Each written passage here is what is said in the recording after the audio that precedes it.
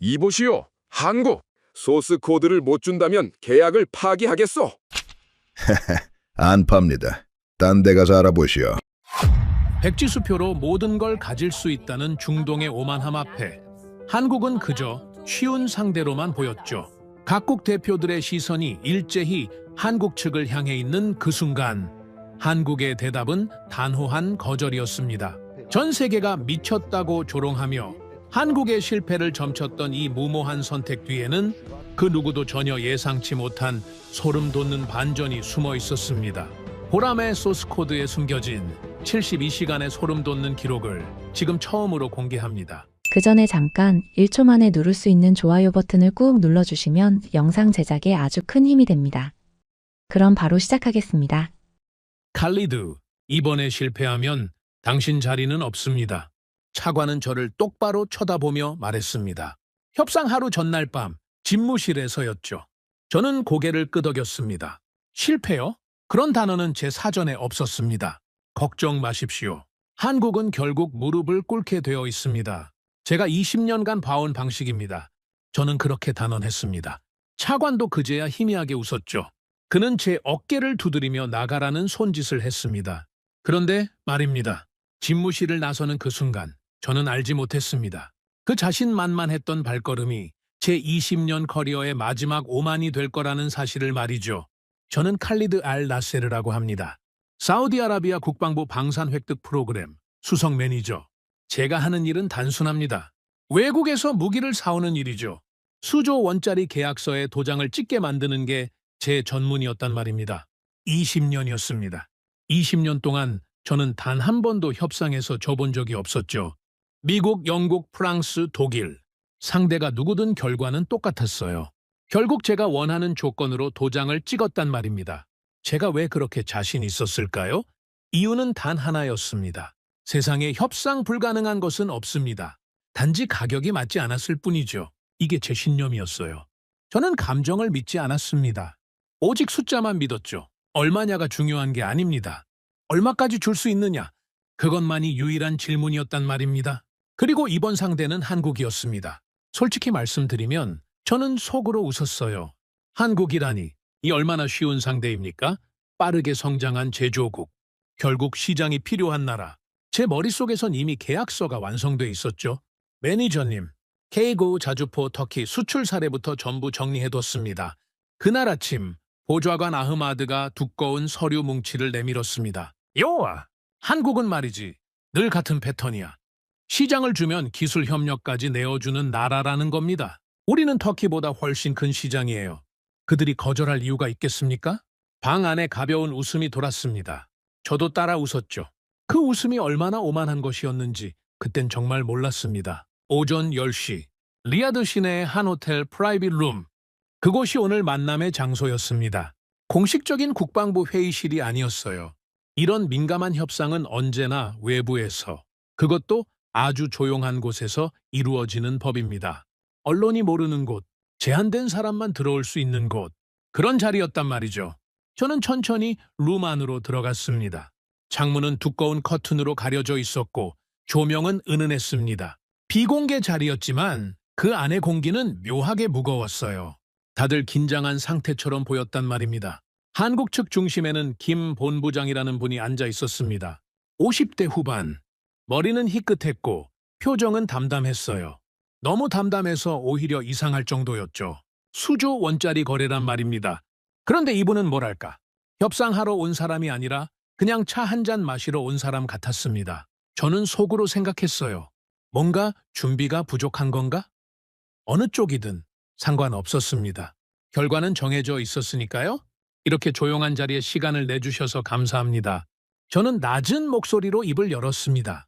그리고 곧바로 본론으로 들어갔죠. 우리 사우디는 현재 방위력 현대화 프로젝트를 진행 중입니다. 그 중심에 KF-21 전투기와 천궁지와의 방공 시스템이 있습니다. 단, 저희는 단순 구매국이 되길 원하지 않습니다.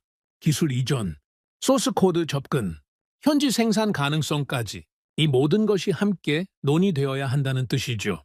방 안의 공기가 살짝 바뀌었습니다. 한국 측 자문관으로 보이는 젊은 사람이 펜을 내려놨어요. 저는 못 본 척했죠. 그 대신 금액은 걱정하지 않으셔도 됩니다. 부르는 게 값이 될 겁니다. 이게 제 비장의 카드였습니다. Done. 무제한의 돈. 이 앞에서 무너지지 않은 상대는 없었단 말이죠.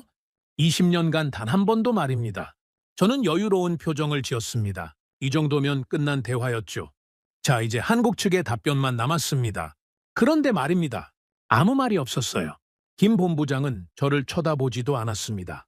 그냥 테이블 위에 놓인 찻잔을 천천히 들어올렸죠. 한 모금, 그리고 다시 내려놨습니다. 그게 전부였어요. 1초가 지났습니다. 3초, 5초, 10초. 방 안엔 어떤 소리도 들리지 않았어요. 에어컨이 돌아가는 낮은 소음.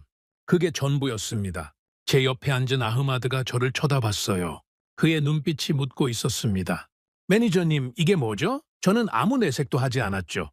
하지만 속으론 당황하고 있었습니다. 이게 말이 됩니까? 수조 원짜리 제안을 눈앞에 두고 침묵한다는 게 가능한 일입니까? 보통 이 정도 금액이면 상대는 둘 중 하나예요. 눈빛이 흔들리거나 조건을 따지거나. 그런데 이 사람은 그냥 찻잔만 만지작거리고 있었단 말입니다.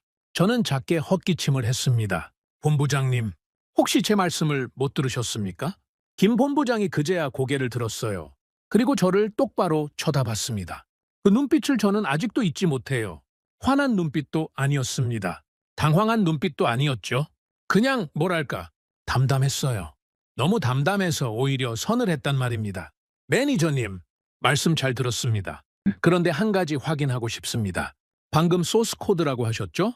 KF-21 전투기의 소스 코드 말씀이시죠? 정확합니다. 김 본부장은 잠시 말을 멈췄습니다. 그리고 찻잔을 한쪽으로 밀어냈어요. 천천히, 아주 천천히 말이죠. 매니저님, 질문 하나 드려도 되겠습니까? 혹시 KF-21이라는 전투기가 어떻게 만들어졌는지 그 배경을 알고 계십니까? 순간 저는 말문이 막혔습니다. 배경이요? 그게 지금 이 자리에서 왜 중요합니까? 지금은 숫자를 얘기할 시간이지 역사 수업을 할 시간이 아니란 말입니다. 본부장님, 지금 그게 중요합니까? 저희가 제시한 조건은 매니저님, 김 본부장이 제 말을 부드럽게 잘랐어요. 그런데 이상했습니다. 목소리는 부드러운데 뭔가 칼 같은 게 있었죠. 그 배경을 모르시면 오늘 이 대화가 왜 이렇게 흘러갈 수밖에 없는지 이해하기 어려우실 겁니다. 방 안의 공기가 얼어붙었습니다. 저는 그제야 느꼈어요. 뭔가 이상했습니다. 뭔가 단단히 이상했단 말이죠. 제가 20년간 쌓아온 그 모든 협상 감각이 지금 이 순간 비명을 지르고 있었습니다. 이건 내가 알던 한국이 아니다. 저는 자세를 고쳐 앉았습니다. 여유로운 척했지만 제 등에는 이미 식은 땀이 흐르고 있었어요. 처음이었습니다. 20년 만에 처음으로 저는 상대가 누군지 모르겠다는 느낌이 들었단 말이죠. 그리고 그 순간 차관의 마지막 말이 귓가에 떠올랐습니다. 칼리드, 이번에 실패하면 당신 자리는 없습니다. 실패요. 설마요. 이제 겨우 시작이었습니다. 하지만 그 시작이 제 20년 커리어 전체를 뒤흔들게 될 줄은 정말 몰랐죠. 그 배경을 모르시면 오늘 이 대화가 왜 이렇게 흘러갈 수밖에 없는지 이해하기 어려우실 겁니다. 김 본부장의 그 한마디가 제 머릿속을 떠나지 않았습니다. 저는 그날 오후 호텔 방으로 돌아오자마자 넥타이부터 풀어 헤쳤죠. 평소 같으면 협상 후에는 아랫사람들에게 한두 마디 농담을 던지고 바로 저녁 식사 자리를 마련했을 겁니다. 그런데 그날은 달랐어요. 저는 아무 말도 하고 싶지 않았단 말입니다. 매니저님, 괜찮으십니까? 아흐마드가 조심스럽게 물었습니다. 저는 손을 저었죠. 혼자 있고 싶어. 1시간만 시간을 줘. 그는 고개를 숙이고 방을 나갔습니다. 문이 닫히는 소리가 그렇게 크게 들렸던 적이 없었어요. 저는 침대에 걸터 앉았습니다. 창밖으로 리야드의 황토빛 하늘이 보였죠. 해가 지고 있었습니다. 멀리 모스크에서 기도 시간을 알리는 소리가 들려왔어요. 그런데 그 소리가 귀에 들어오지 않았습니다. 제 머릿속엔 온통 한 가지 생각뿐이었어요. 왜 저 사람은 흔들리지 않았을까? 돈이 부족했나요? 아닙니다. 저는 부르는 게 값이라고 말했어요. 말 그대로였습니다. 그 어떤 숫자를 불러도 맞춰줄 준비가 돼 있었단 말이죠. 그런데 그 사람은 찻잔을 내려놓고 오히려 저에게 질문을 던졌습니다. KF-21의 배경을 아느냐고요? 저는 주먹을 꽉 쥐었어요. 분했습니다. 20년 만에 처음이었죠. 제가 상대를 읽지 못한 건 말입니다. 저는 평생 상대의 표정 하나, 손끝 하나로 속마음을 꿰뚫어 봐온 사람입니다. 그런데 김 본부장은 달랐어요. 읽히지 않았단 말이죠. 저는 자리에서 일어났습니다. 미니바에서 물 한 병을 꺼내 단숨에 들이켰어요. 그리고 노트북을 열었습니다. 요아, 뭐가 있는지 한번 보자. 저는 감정을 버렸습니다. 지금 필요한 건 자존심이 아니라 정보였죠. 상대를 모르겠다면 상대를 공부하면 되는 겁니다. 그게 제 방식이었어요. 똑똑! 그때 누군가 문을 두드렸습니다. 저는 고개를 들었죠. 누구지? 접니다, 매니저님. 아흐마드입니다. 저는 잠시 망설이다가 문을 열어줬어요. 아흐마드는 태블릿을 들고 서 있었습니다. 표정이 평소와 달랐어요. 뭔가 하고 싶은 말이 있는 얼굴이었죠. 1시간 달라고 하지 않았나? 죄송합니다. 하지만 이건 보셔야 할 것 같아서요. 저는 그를 안으로 들였습니다. 그리고 소파에 앉았죠. 뭔데? 아흐마드는 태블릿을 제 앞에 놓았습니다. 그리고 조심스럽게 입을 열었어요. 매니저님, 제가 협상 끝나자마자 한국 방산에 대해 좀 더 깊이 알아봤습니다. 저희가 가지고 있던 자료가 조금 오래된 것 같아서요. 오래됐다고? 네. K가이구 자주포 사례 같은 건 잘 정리돼 있었는데 그 이후 한국이 어떻게 움직여 왔는지에 대한 최신 자료가 부족했습니다. 저는 눈살을 찌푸렸어요. 자료가 오래됐다는 건 곧 제 판단 기준이 오래됐다는 뜻이었습니다. 협상가에게 그보다 치명적인 말은 없었죠. 보여줘. 아흐마드가 태블릿 화면을 넘겼습니다. 거기엔 몇 개의 문서가 정리돼 있었어요. KF-21 개발 배경, 한국형 미사일 방어체계 KAMD, 그리고 천궁2 개발사. 저는 그 문서를 하나씩 읽어나가기 시작했습니다. 처음엔 별 감흥이 없었어요. 한국이 전투기를 개발했다는 건 이미 알고 있던 사실이었죠. 제가 몰랐던 건 그 다음이었습니다. 왜 한국이 이 전투기를 독자 개발했느냐? 그 이유 말입니다. 한국은 원래 미국에서 F-16을 사서 쓰던 나라였습니다. 그런데 문제가 있었어요. 미국이 파는 전투기에는 보이지 않는 족쇄가 채워져 있었단 말입니다. 무기를 장착하려 해도 미국의 허락이 있어야 했고 소프트웨어를 수정하려 해도 미국의 동의가 필요했죠. 심지어 한국 자체 개발한 무기조차 미국산 전투기에는 마음대로 달 수가 없었습니다. 저는 그 문장에서 손이 멈췄어요. 마음대로 달 수가 없었다고? 이게 말이 됩니까? 자기 돈 주고 산 비행기인데 거기에 자기 나라 미사일을 달 수가 없다니요. 그게 어떻게 가능한 일입니까? 저는 다음 장을 넘겼습니다. 그리고 읽어 내려갔죠. 거기엔 이런 내용이 있었어요. 한국은 과거에 미사일 하나 마음대로 만들지 못하는 나라였다고 말입니다. 사거리에 제한이 있었고 탄두 중량에 제한이 있었고 심지어 고체 연료 로켓조차 마음대로 개발하지 못했다고요. 모두 다른 나라와의 약속 때문이었습니다. 한국은 그 약속 안에서 수십 년을 살았던 겁니다. 저는 태블릿을 내려놓았어요. 그리고 천천히 등바디에 몸을 기댔죠. 뭔가가 머릿속에서 움직이기 시작했습니다. 퍼즐 한 조각이 천천히 제자리를 찾아가는 느낌이었죠. 하지만 아직 그림이 완성된 건 아니었어요. 저는 고개를 저었습니다. 인정하고 싶지 않았단 말입니다. 매니저님, 아흐마드가 저를 불렀습니다. 제가 보기엔 말입니다. 한국이 KF-21을 만든 이유는 돈 때문이 아닌 것 같습니다. 돈 때문이 아니면 자유 때문인 것 같습니다. 저는 그를 쳐다봤어요. 아흐마드의 표정이 진지했습니다. 평소 농담도 잘 던지던 친구가 그런 표정을 짓는 건 드문 일이었죠. 자유라니. 그게 무슨 뜬구름 잡는 소리야. 아닙니다, 매니저님. 제 말씀 들어보십시오. 한국이 KF-92를 개발하면서 가장 중요하게 여긴 게 뭔지 아십니까? 무기를 자유롭게 달 수 있는 권리입니다. 자기들이 만든 미사일, 자기들이 개발한 폭탄, 그런 것들을 누구의 허락도 없이 장착할 수 있는 비행기. 그게 KF-21이라는 겁니다. 저는 말없이 그의 말을 듣고 있었습니다. 그런데 매니저님, 오늘 저희가 뭘 요구했습니까? 소스 코드를 달라고 했죠. 기술을 이전하라고 했고요. 매니저님, 한국이 수십 년을 고생해서 겨우 얻어낸 그 자유를 저희가 돈 몇 푼에 넘겨달라고 한 겁니다. 저는 숨이 막혔습니다. 솔직히 말씀드리면 아흐마드가 저보다 먼저 이걸 깨달았다는 사실이 자존심 상했어요. 저는 20년 차 협상가입니다. 그런데 10년 차인 아흐마드가 저보다 먼저 상황을 파악한 거죠. 하지만 인정해야 했습니다. 그의 말이 맞았거든요. 계속해봐. 저는 겨우 입을 열었습니다. 아흐마드는 고개를 끄덕이며 다음 문서를 보여줬어요.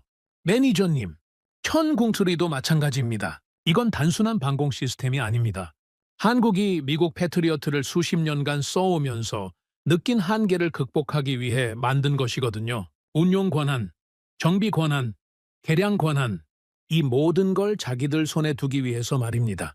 그래서 우리가 소스 코드를 달라고 했을 때 그 사람이 어떤 기분이었을까? 저는 혼잣말처럼 중얼거렸어요. 아흐마드는 대답하지 않았습니다.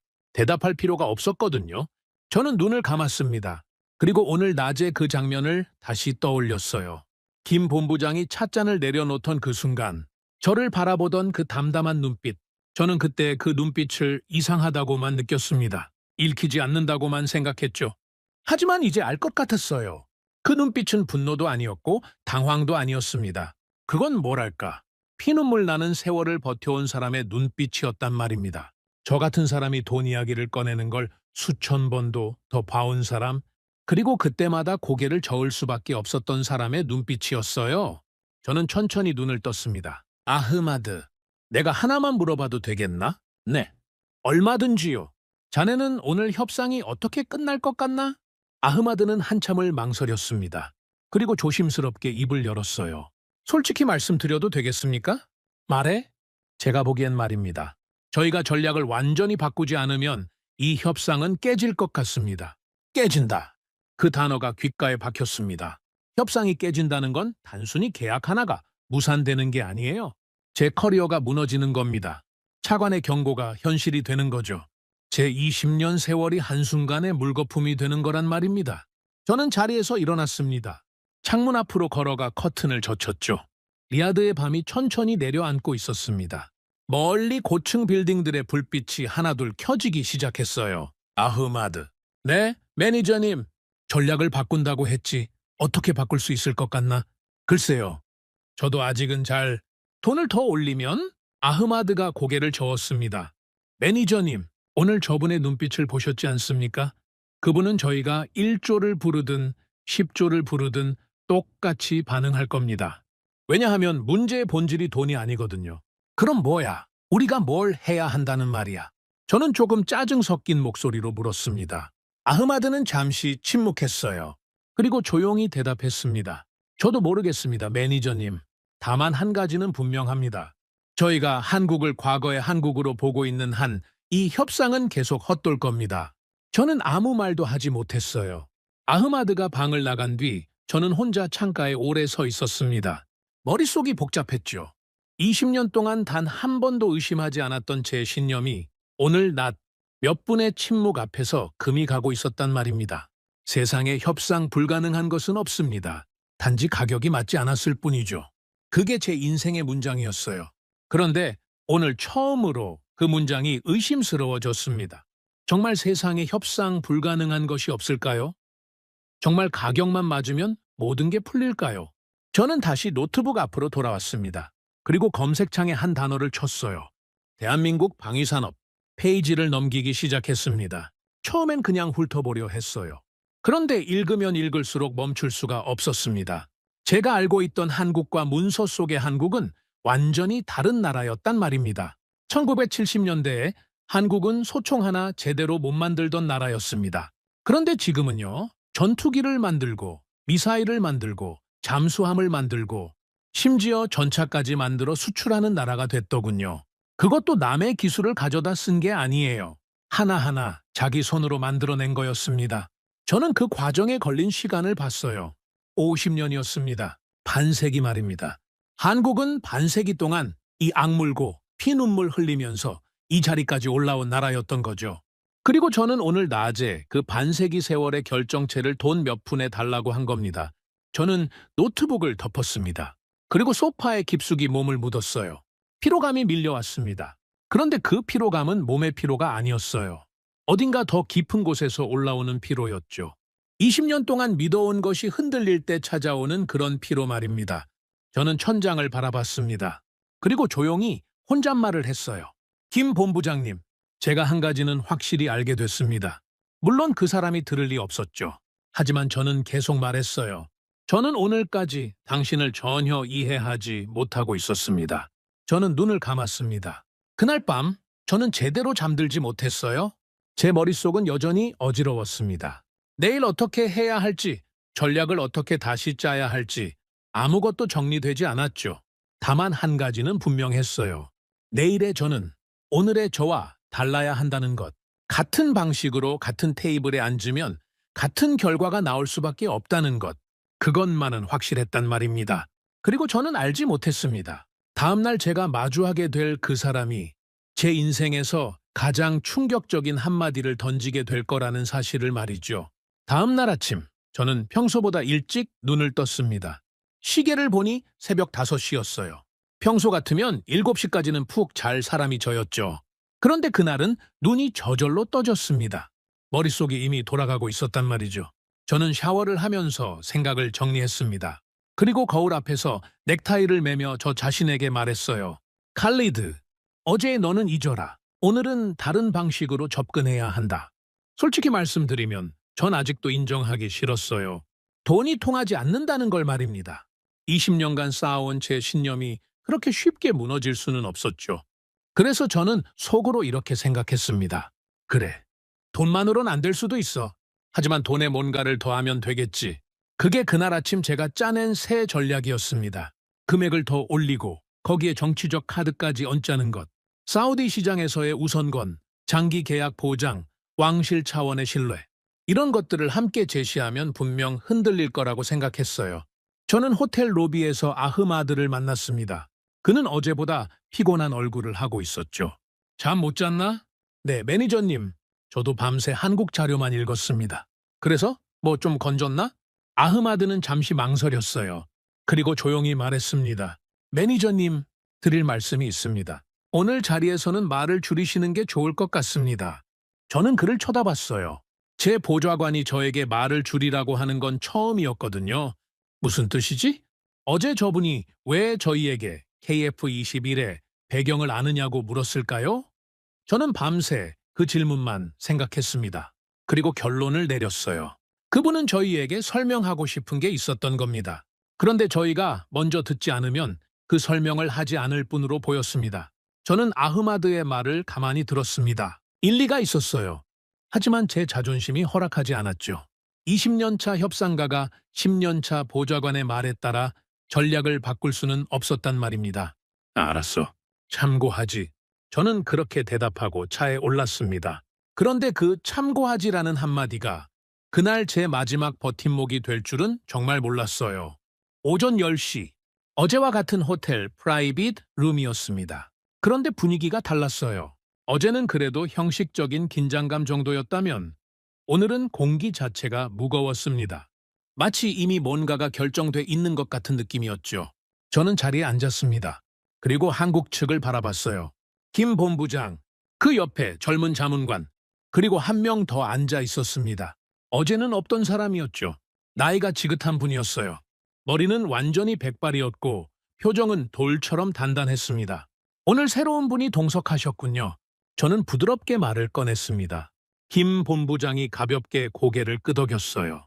네, 저희 쪽 자문역이십니다. 방산 쪽에서 오랫동안 일하신 분이시죠? 저는 더 묻지 않았습니다. 그 대신 본론으로 들어갔어요. 어제와는 다른 톤으로 더 부드럽고 더 신중하게 말이죠. 본부장님, 어제 저희가 드린 제안에 대해 밤새 고민해 보셨을 거라 생각합니다. 저 역시 많은 생각을 했습니다.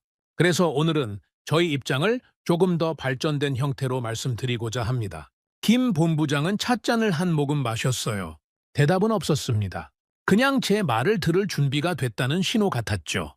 저희는 어제 말씀드린 조건 위에 추가적인 내용을 얹고 싶습니다. 첫째, 금액 상향. 둘째, 사우디 시장에서의 한국 방산 제품 우선권 보장. 셋째, 장기 파트너십 체결. 저희는 이 프로젝트를 일회성 거래로 보지 않습니다. 20년, 30년을 내다보는 관계로 보고 있단 말이죠. 여기까지 말하고 저는 잠시 숨을 골랐어요. 이 정도면 거절할 수 없는 제안이었습니다. 돈도 있고 시장도 있고 미래도 있었거든요. 제가 20년 협상 경험에서 뽑아낸 최상의 조합이었단 말입니다. 그런데 말입니다. 김 본부장은 여전히 아무 말이 없었어요. 대신 그 옆에 백발 자문관이 천천히 입을 열었습니다. 매니저님, 제가 한 말씀 드려도 되겠습니까? 목소리가 낮고 묵직했어요. 뭐랄까, 그 목소리에서 세월이 느껴졌습니다. 제가 쉽게 상대할 수 없는 종류의 세월 말이죠. 얼마든지요. 백발 자문관이 저를 똑바로 쳐다봤습니다. 그 눈빛은 김 본부장의 것과는 달랐어요. 김 본부장이 담담한 눈빛이었다면 이분은 뭔가 깊은 곳에서 끓어오르는 것을 간신히 누르고 있는 듯한 눈빛이었습니다. 매니저님, 제가 이 일을 40년째 하고 있습니다. 40년. 저는 속으로 숨을 삼켰어요. 제가 20년이었는데 이분은 그 2배였단 말입니다.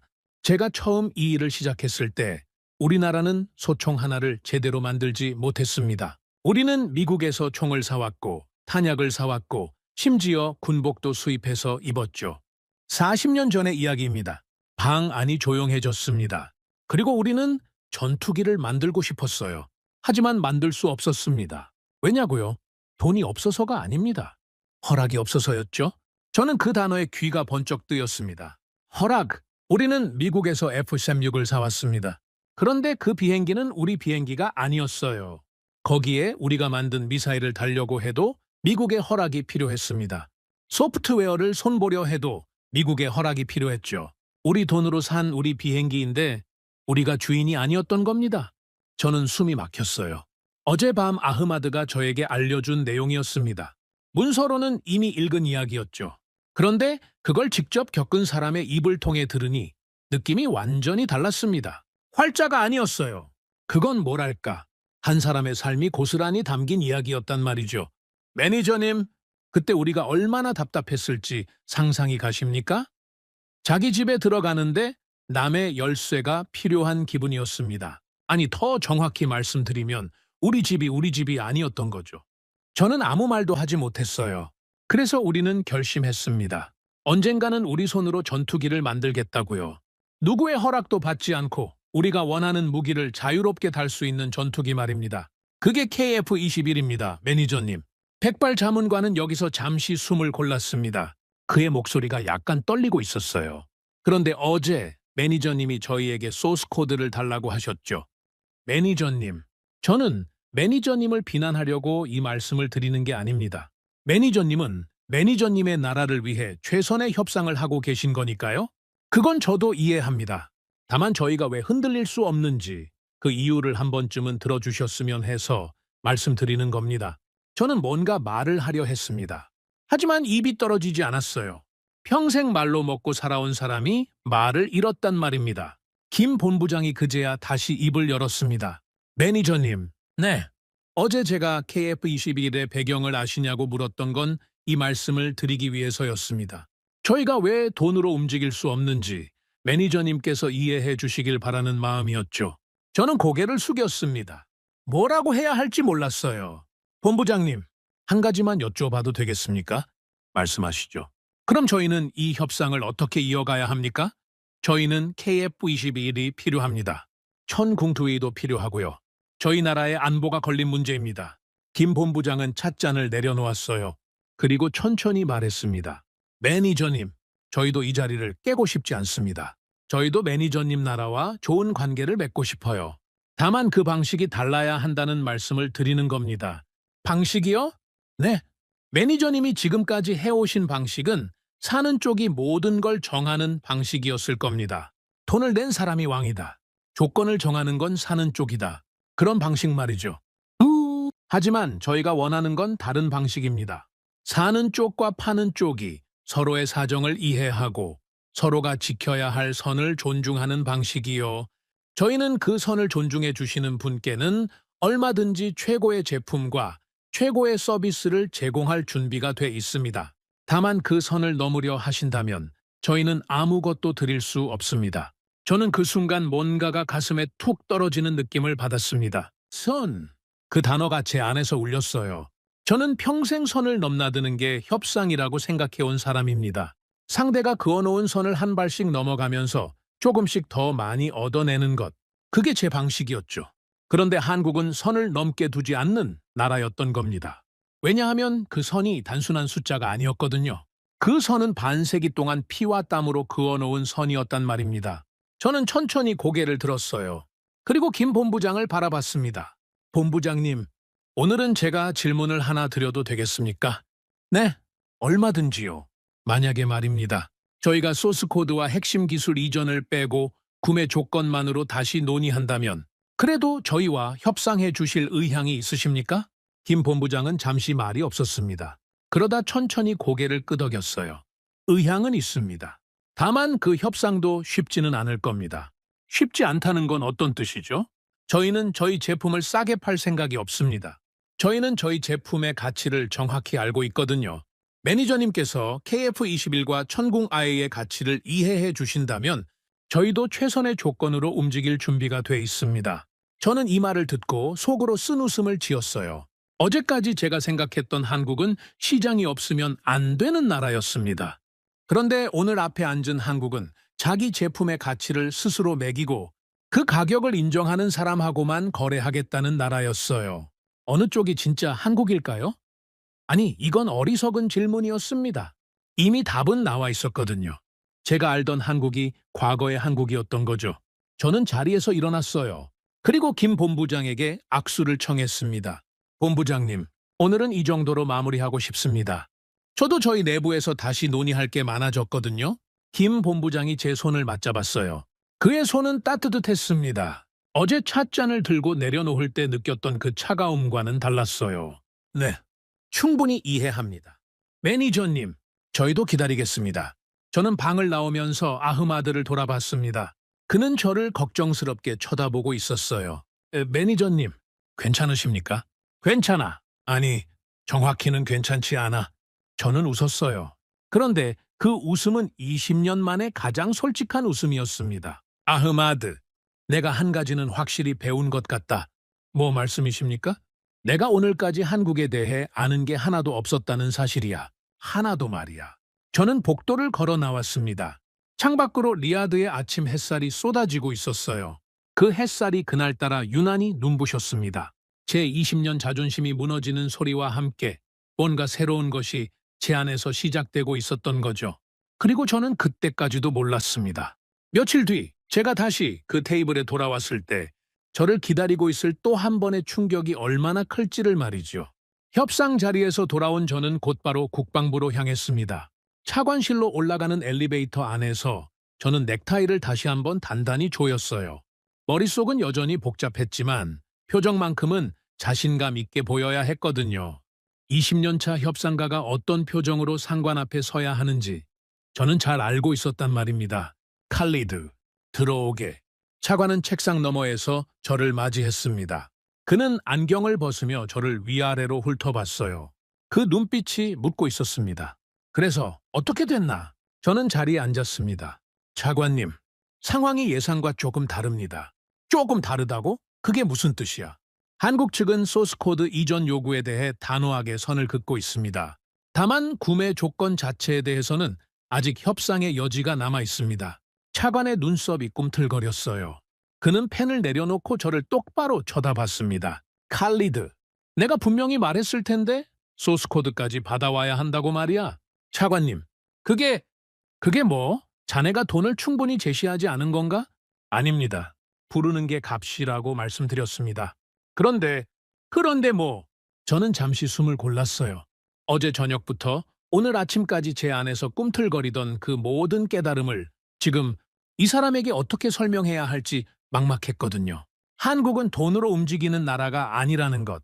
한국은 반세기 동안 피와 땀으로 기술을 쌓아온 나라라는 것. 소스코드는 그들에게 단순한 데이터가 아니라 주권이라는 것. 이런 이야기들 말입니다. 그런데 저는 이걸 끝까지 말하지 못했어요. 차관님, 제가 느낀 바로는 말입니다. 한국은 이 부분에 대해 어떤 숫자를 불러도 흔들리지 않을 것 같습니다. 차관은 한참 동안 저를 바라봤습니다. 그리고 천천히 의자에 등을 기댔어요. 칼리드, 자네가 지금 무슨 말을 하고 있는지 아나? 자네는 지금 나에게 실패를 인정하는 말을 하고 있네. 저는 고개를 저었어요. 본능적으로 말이죠. 차관님, 실패가 아닙니다. 방식을 바꾸자는 말씀입니다. 구매 조건만으로도 충분히 좋은 결과를. 칼리드, 차관이 제 말을 잘랐습니다. 그의 목소리는 낮고 단단했어요. 제인, 이번 협상이 왜 중요한지 정말 이해하고 있나? 저는 대답하지 않았습니다. 대답이 필요한 질문이 아니었거든요. 이건 무기 거래가 아니야?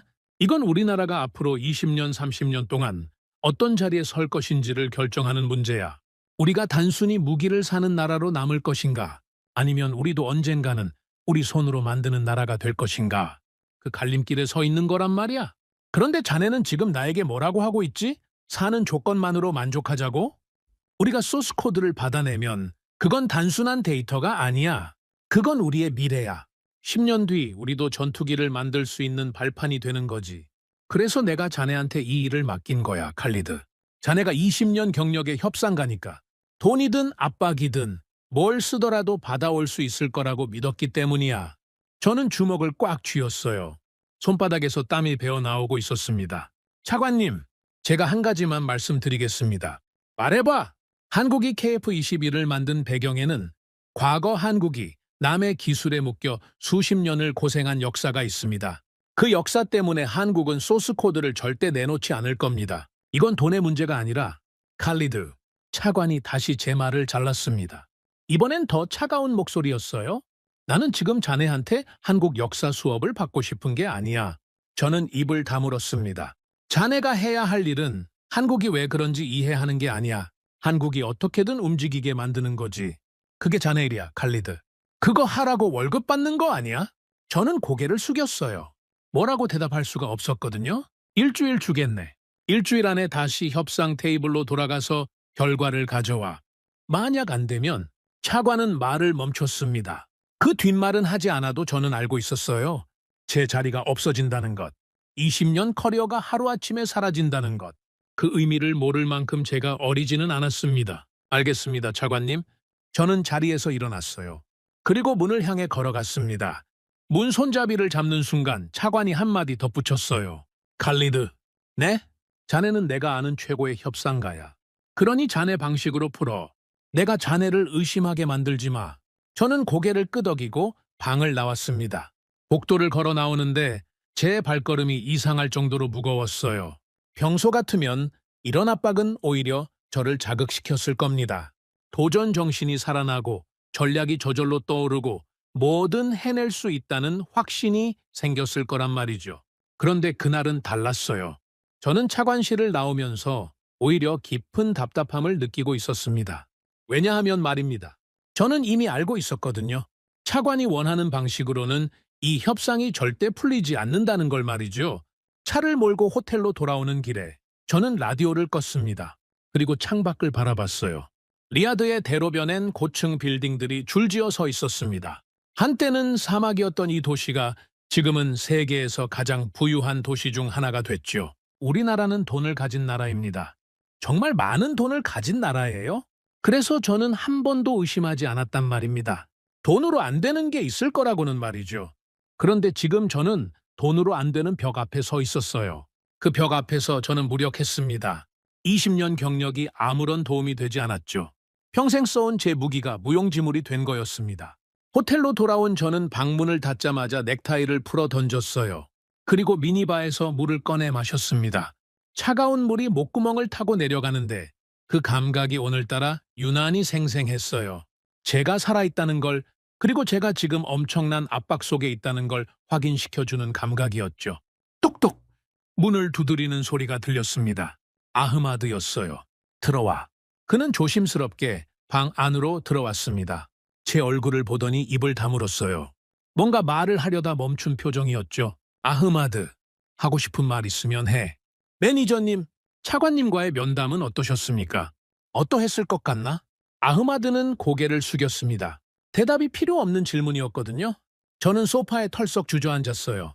그리고 손으로 얼굴을 쓸어내렸습니다. 아흐마드, 내가 자네한테 솔직하게 물어볼 게 있어. 네, 말씀하십시오. 자네 눈에 지금 내가 어떻게 보여? 그는 잠시 망설였습니다. 그리고 조용히 대답했어요. 매니저님, 솔직히 말씀드려도 되겠습니까? 그래. 매니저님은 지금 두 가지 방향 사이에서 흔들리고 계신 것 같습니다. 두 가지 방향이라. 네. 하나는 어제와 오늘 한국 측 이야기를 들으시면서 마음속으로 이미 받아들이신 방향입니다. 한국을 존중하고 그들의 선을 인정하고 다른 방식으로 접근하는 방향이죠. 다른 하나는 차관님이 요구하시는 방향입니다. 어떻게든 소스 코드를 받아내는 방향 말이죠. 저는 말없이 그의 말을 들었어요. 매니저님, 이 두 방향은 양립할 수 없습니다. 어느 한쪽을 선택하셔야 합니다. 그래서 자네는 어느 쪽을 권하고 싶나? 아흐마드는 한참을 망설였어요. 그리고 입을 열었습니다. 매니저님, 저는 매니저님의 보좌관입니다. 그러니 제 일은 매니저님이 내리시는 결정을 돕는 거죠. 그런데 오늘은 한 가지만 말씀드리고 싶습니다. 뭔데? 차관님이 원하시는 방식으로 가면 협상이 깨질 겁니다. 제가 확신합니다. 저는 눈을 감았어요. 그 말이 제 머릿속을 돌고 돌았습니다. 협상이 깨질 겁니다. 아흐마드는 이 말을 어제도 했었어요. 그런데 어제보다 오늘 그 말이 더 무겁게 들렸단 말입니다. 아흐마드, 자네 말이 맞다고 치자. 그럼 나는 뭘 해야 해? 차관님 말을 거스르란 말이야? 그건 내 자리를 잃는 길이야. 매니저님, 나는 20년이야, 20년. 이 자리까지 오는데 20년이 걸렸어. 이걸 한순간에 잃을 수는 없단 말이야. 제 목소리가 떨렸습니다. 아흐마드는 조용히 저를 바라봤어요. 그는 아무 말도 하지 않았습니다. 하지만 그의 침묵이 많은 것을 말해주고 있었죠. 저는 자리에서 일어났어요. 그리고 창가로 걸어갔습니다. 창밖으론 오후의 햇살이 도시를 비추고 있었어요. 그 빛이 너무 강해서 눈이 부셨습니다. 아흐마드, 일단 전략을 다시 짜자. 차관님이 원하시는 결과를 낼 수 있는 방법이 있을 거야. 분명히 있을 거야. 저는 그렇게 말했습니다. 말이 아니라 저 자신에게 하는 다짐이었어요. 저는 아직 포기할 수 없었거든요. 20년 커리어를 포기할 수 없었고 제 신념을 포기할 수 없었습니다. 그래서 저는 한 번 더 시도해 보기로 했어요. 이번엔 더 강한 카드로 말입니다. 제가 생각해낸 건 이랬습니다. 한국 측에 단독 만남을 요청하자. 비공식적으로 아주 조용한 자리에서 김 본부장 한 사람만 만나자. 그리고 거기서 제시하자. 금액을 2배로 올리겠다고. 추가로 사우디 왕실 차원의 정치적 보장까지 얹겠다고. 그리고 만약 이걸로도 안 된다면 경쟁국 카드를 꺼내자. 미국과 프랑스도 우리에게 제안을 해오고 있다는 사실을 은근히 흘리자. 저는 평생 이런 방식으로 협상을 풀어왔습니다. 상대가 단호할수록 더 단호하게 압박하는 것. 상대의 선이 분명할수록 더 강하게 그 선을 밀어붙이는 것. 그게 제 방식이었단 말이죠. 아흐마드, 내일 김 본부장에게 단독 만남을 요청하게. 내가 직접 만나야겠어. 아흐마드는 고개를 끄덕였습니다. 하지만 그의 눈빛이 조금 어두워졌어요. 알겠습니다, 매니저님. 요청해 보겠습니다. 그는 방을 나갔습니다. 저는 혼자 남아 다시 창밖을 바라봤어요. 해는 천천히 기울고 있었습니다. 저는 그 순간 이상한 기분이 들었어요. 마치 제가 뭔가 잘못된 길로 가고 있다는 느낌이었죠. 그런데 저는 그 느낌을 애써 무시했습니다. 왜냐하면 저는 실패를 인정할 수 없는 사람이었거든요. 20년 동안 단 한 번도 인정해 본 적이 없었으니까요. 그래! 한 번 더 시도해보자. 한 번만 더. 저는 스스로에게 그렇게 다짐했어요. 하지만 제가 알지 못했던 것이 하나 있었습니다. 그날 저녁 김 본부장이 제 요청에 어떻게 답할지 말이죠. 그리고 그 답이 제 20년 자존심에 어떤 충격을 남길지 말입니다. 다음 날 아침 아흐마드가 제 방으로 들어왔습니다. 그의 얼굴이 굳어 있었어요. 매니저님, 한국 측에서 답이 왔습니다. 뭐라고 했나? 빨리 말해. 만나주겠다는 거야, 아니야? 아흐마드는 잠시 숨을 고르고 말했어요. 매니저님, 김 본부장께서는 단독 만남은 어렵다고 하셨습니다. 다만 한 가지 메시지를 남기셨습니다. 메시지? 네. 이렇게 전해달라고 하셨답니다. 아흐마드는 자신이 받은 말을 그대로 전했습니다. 매니저님이 진심으로 새로운 대화를 원하신다면 언제든 다시 뵙겠습니다. 다만 예전과 같은 제안을 다시 가지고 오신다면 그 자리는 서로에게 시간 낭비일 것입니다. 저는 그 말을 듣고 한동안 아무 말도 하지 못했어요. 그 한마디는 칼이었습니다. 그런데 피가 나는 칼이 아니었어요. 아주 조용히, 아주 정확하게 제 자존심의 한가운데를 찌르는 칼이었죠. 김 본부장은 이미 제 수를 다 읽고 있었던 겁니다. 제가 무엇을 제시할지, 어떤 방식으로 접근할지 모두 예상하고 있었어요. 그리고 그 모든 것을 미리 차단해버린 거죠. 저는 창가로 걸어갔습니다. 그리고 혼잣말을 했어요. 시간 낭비라. 20년 동안 제가 누군가에게서 이런 말을 들어본 건 처음이었습니다. 그리고 저는 그 한마디로 알게 됐어요. 이 협상은 제가 알던 방식으로는 절대 풀리지 않을 거라는 사실을 말이죠. 이제 저에겐 선택의 시간이 다가오고 있었습니다. 시간 낭비일 것입니다. 저는 그 한 문장을 몇 번이고 속으로 되뇌었습니다. 창가에 서서 등 뒤로 아흐마드의 시선을 느끼면서 말이죠. 그 문장은 단순한 거절이 아니었어요. 그건 저라는 사람 전체에 대한 평가였습니다.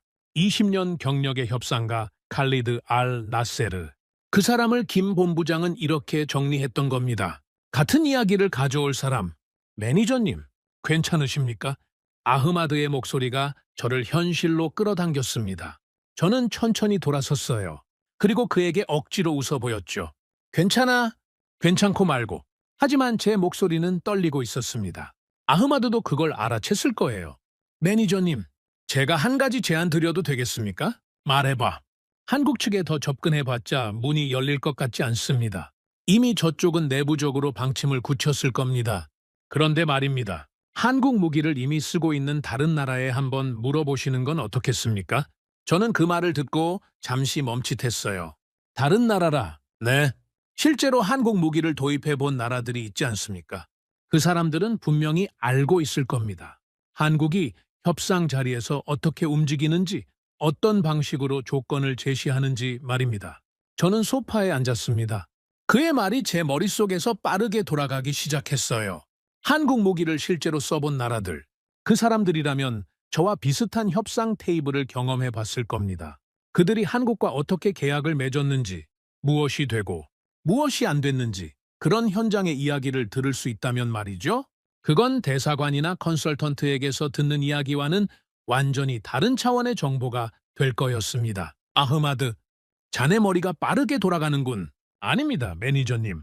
다만 지금 우리에겐 정보가 부족하지 않습니까? 상대를 모르면 협상이 안 되니까요.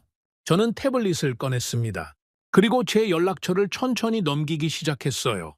20년간 중동과 아시아, 유럽을 오가며 쌓아온 인맥이 거기 들어있었습니다.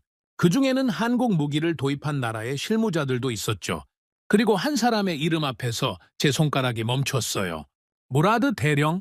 저는 그 이름을 보며 잠시 눈을 감았습니다. 무라드는 제가 개인적으로도 가깝게 지내는 사람이었어요. 같은 이슬람 문화권 출신이었고 나이도 비슷했죠. 10년 전 유럽의 한 방산 전시회에서 처음 만났는데 그날 이후로 우리는 서로 집안 이야기까지 나누는 친구가 됐습니다. 그의 아들 결혼식에도 제가 축전을 보냈고 제 딸이 대학에 합격했을 땐 그가 먼저 축하 전화를 걸어왔죠. 그런데 무라드는 특별한 사람이었어요. 왜냐하면 그가 속한 나라가 한국 무기를 아주 많이 도입한 나라였기 때문입니다. 자주포부터 훈련기, 그리고 몇몇 방공 장비까지. 무라드는 그 모든 계약의 실무 라인에 있었어요. 한국 측과 직접 협상 테이블에 앉아본 사람이란 말입니다. 저는 그에게 전화를 걸었습니다. 신호음이 두어 번 울린 뒤 그의 목소리가 들려왔어요. 칼리드? 이게 얼마만이야? 무라드의 목소리는 여전했습니다. 밝고 따뜻했죠. 무라드. 미안하게도 자네한테 부탁이 있어서 전화했어.